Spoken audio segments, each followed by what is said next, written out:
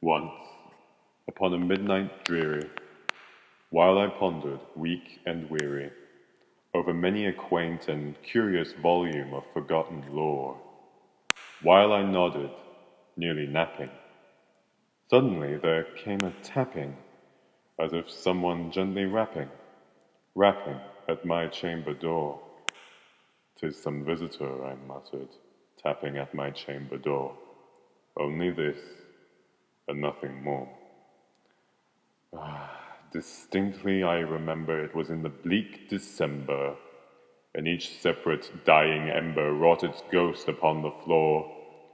Eagerly I wished the morrow, vainly I had sought to borrow from my books surcease of sorrow, sorrow for the lost Lenore, for the rare and radiant maiden whom the angels named Lenore, nameless here forevermore.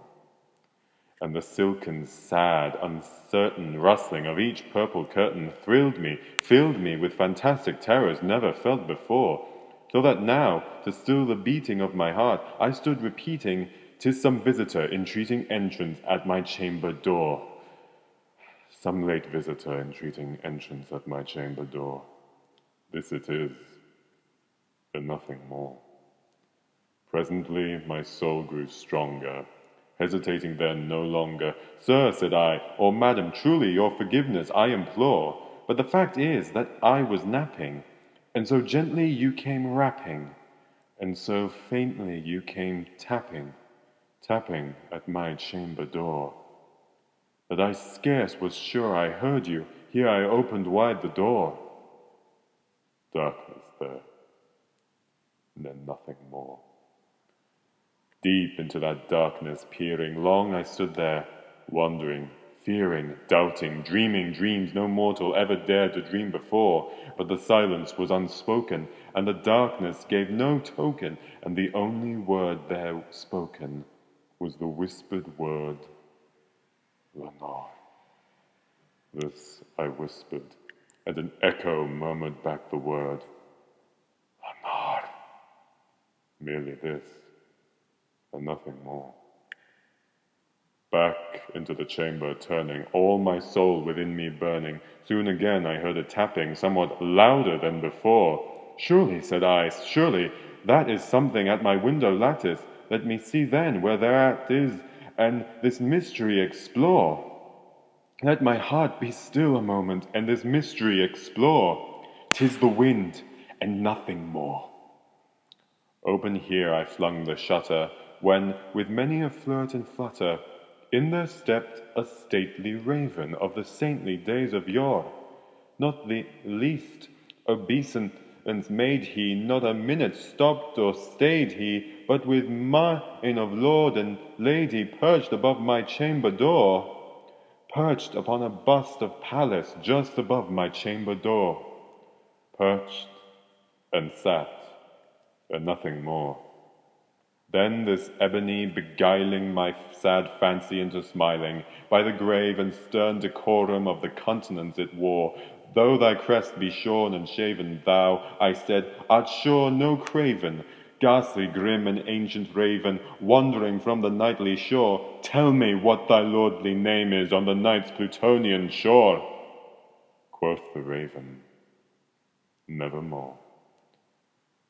Much I marvelled this ungainly fowl to hear discourse so plainly, though its answer little meaning, little relevancy bore, for we cannot help agreeing that no living human being ever yet was blessed with seeing bird above his chamber door, bird or beast above the sculptured bust above his chamber door, with such name as Nevermore.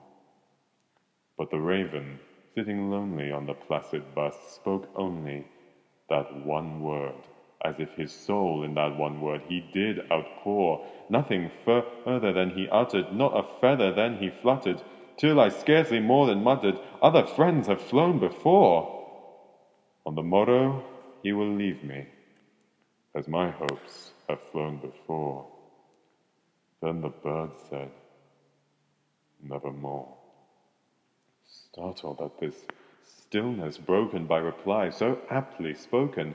Doubtless, said I, what it utters is its only stock and store, caught from some unhappy master, whose merciful disaster followed fast and followed faster, till his songs one burden bore, till the dirges of his hope that melancholy burden bore of never, nevermore. But the raven, still beguiling all my sad soul into smiling, straight I wheeled a cushioned seat in front of bird and bust and door.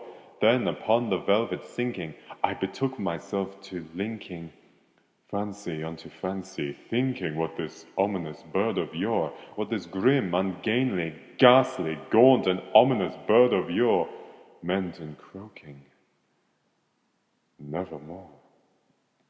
This I sat in guessing, but no syllable expressing to the fowl, whose fiery eyes now burned into my bosom's core. This and more I sat divining, with my head at ease reclining on the cushion's velvet lining that the lamplight gloated o'er, but whose velvet violet lining, with the lamplight gloating o'er, she shall press,